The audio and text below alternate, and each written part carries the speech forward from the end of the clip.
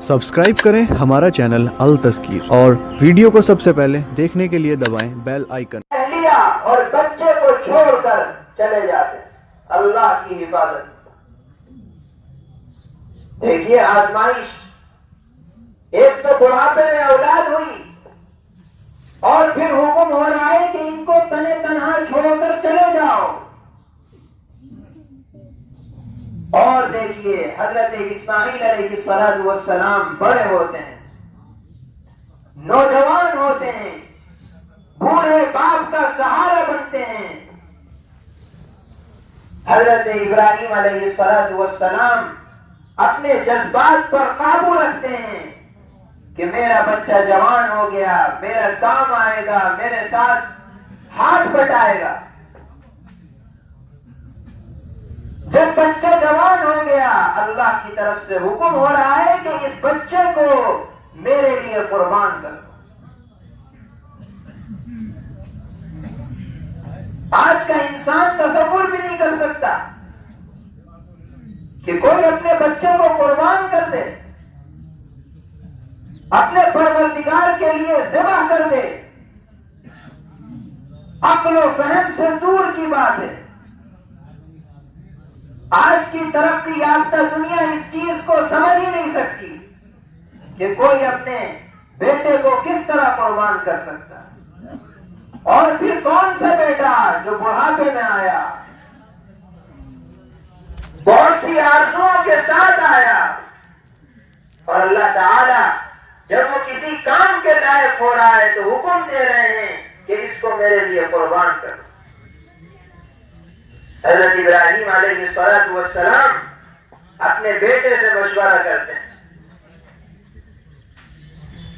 کہ بیٹے، اللہ کی طرف سے مجھ کو یہ حکم ہے، بتاؤ تمہاری کیا رائے؟ تو بیٹا بھی ہونہار، ستجدنی انشاء اللہ من الصابرین۔ آج تم کر گزریے، اللہ کا حکم جب آ گیا تو اس سے پیچھے مت ہٹیے۔ چنانچہ حضرت ابراہیم علیہ السلام قربانی کے لیے اپنے بیٹے کو پیش کرتے ہیں، اور اللہ نے اس قربانی کو پسند کرتے ہوئے ان کی جگہ پر ایک مینڈے کو ان کے ہاتھ سے ذبح کرا دیا۔ اور اللہ کو یہ جذبات حضرت ابراہیم علیہ السلام کے اتنے پسند آئے کہ قیامت تک کے لیے اس سنت ابراہیمی کو جاری کر، اور ایک نمونہ پوری امت کو دکھلا دیا کہ جس طریقے سے ایک باپ اپنے بیٹے کو اللہ کے لیے قربان کر سکتا ہے، تم بھی اپنی خواہشات کو اللہ کے لیے قربان کر دو، اپنے جذبات کو اللہ کے لیے قربان کر دو۔ یہی تمہارے پروردگار کی سب سے پسندیدہ چیز۔ وہ بندہ کیا جس نے اپنی خواہش اپنی مرضی سے گزاری، اپنی زندگی اپنی مرضی سے گزار رہا ہے۔ ارے بھائی، جب ہم اس دنیا میں اپنی مرضی سے نہیں آئے، اپنی مرضی سے کوئی جا نہیں سکتا، تو تم اس زندگی کے ایام کو اپنی مرضی سے گزارنے کی کوشش کیوں کرتے ہو؟ کوئی اس دنیا میں اپنی مرضی سے آ گیا یا کوئی اپنی مرضی سے چلا جائے گا؟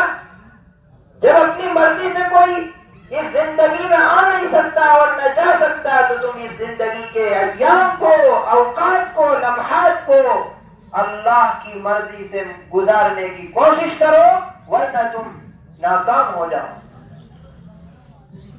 یہ بہت ہی مختصر جملہ ہے کہ جب ہم اس زندگی میں اپنی مرضی سے نہیں آئے، اپنی مرضی سے کوئی جا نہیں رہا، تو تم اس زندگی کے لمحات کو اپنی مرضی سے گزارنے کی کوشش کیوں کرتے ہو؟ ہمارا ایمان ہے کہ اللہ ہی ہم کو زندگی دینے والا ہے، اور اللہ ہی کے حکم سے ہماری زندگی کا اختتام ہوگا۔ تو اس عقیدے کو جب ہم اپنے ذہن میں رکھتے ہیں تو میرے بھائیوں، ہم اٹھنا بیٹھنا، زندگی کے لمحات اللہ کی مرضی کے مطابق گزارنے کی کوشش کریں۔ یہ قربانی کے ایام ہمیں اسی چیز کا سبق دیتے ہیں کہ ہم زندگی کے ہر پڑاؤ پر اپنی خواہشات کو قربان کریں، اپنے آرام کو قربان کریں، اللہ کے دین کے لیے اٹھ کھڑے ہوئیں، زندگی کے ہر موڑ پر اللہ کے دین کو سربلند کریں، پیغمبر علیہ الصلوۃ والسلام کی سنتوں کو زندہ کریں، یہی سچے پکے ایمان والے کی علامت۔ ورنہ میرے بھائیوں، ہماری اکثریت تو یہ ہوتی جا رہی ہے کہ صرف نام کے مسلمان ہیں اور اندر سے بالکل خالی۔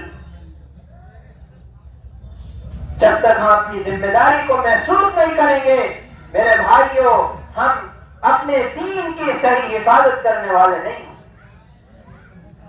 یہ بہت ہی سوچنے کا موقع ہے اور اپنے اسلام کا، دین کا جائزہ لینا کہ ہم کہاں چلے جا رہے ہیں، ہماری سوچ کیا ہوتی جا رہی ہے۔ غیروں نے جس طریقے سے اپنے مذہب کو ایک ہفتے کے لیے خاص کر لیا ہے کہ ایک ہفتے میں منگل کو یا اتوار میں جا کے عبادت کر لیں گے، ایسے ہی ہم نے دین اسلام کو بنا لیا ہے کہ صرف جمعے میں آ جائیں گے مسجد، بقیہ دنوں میں مسجد کی دیوار بھی نہیں دیکھیں۔ میرے بھائیوں، اس عید کے پیغام کو یاد رکھیے، جس طریقے سے ہم قربانی کر رہے ہیں، جب تک ہم قربانی دینے والے نہیں ہوں گے اس وقت تک ہم کامل اسلام والے نہیں۔ قربانی کرنا بھی ایک عمل ہے اور قربانی کرنے کا عمل ہم کو سبق دیتا ہے کہ اپنی زندگی میں قربانی دینے والے بھی بنیں۔ دین اسلام کے لیے قربانی دو، اپنے مال کی ضرورت ہو مال دو، جان کی ضرورت ہو جان دو۔ دیگر مذاہب کے لوگ اپنے ملک کے لیے مر مٹنا گوارا کریں گے، لیکن ان کو مذہب سے کوئی لینا دینا نہیں۔ میرے بھائیوں، ہمارے پاس ہر چیز موجود ہے، ایک ایک سنت موجود ہے، زندگی کے ہر شعبے میں کس طریقے سے اسلام کو زندہ کرنا ہے وہ سب چیزیں ہمارے پاس۔ کوئی اس پر عمل کرنے والا تو ہو، اس کو کوئی زندہ کرنے والا تو ہو۔ یاد رکھیے، اگر ہم اس طرف توجہ نہیں دیں گے ہماری آنے والی نسلیں اسلام سے اور دور ہوتی چلی جائیں گی اور اس کا وبال آج کے بڑوں پر ہو۔ اس لیے اپنی ذمہ داری کو محسوس کریں اور ہر زندگی کے ہر موڑ پر دین اسلام کو سر بلند کرنے کی فکر کریں، کوشش کریں، تاکہ ہماری آنے والی نسلیں اپنے دین و ایمان کی حفاظت کریں۔ کوشش کریں گے بھائی نہیں؟ اللہ تعالی ہم سب کی غفلتوں کو دور فرمائے، ہر طرح کے شرور اور فتن سے ہم سب کی حفاظت فرمائے، ہماری نسلوں کے دین اور ایمان کی بقا کے فیصلے فرمائے۔ وآخر دعوانا الحمدللہ۔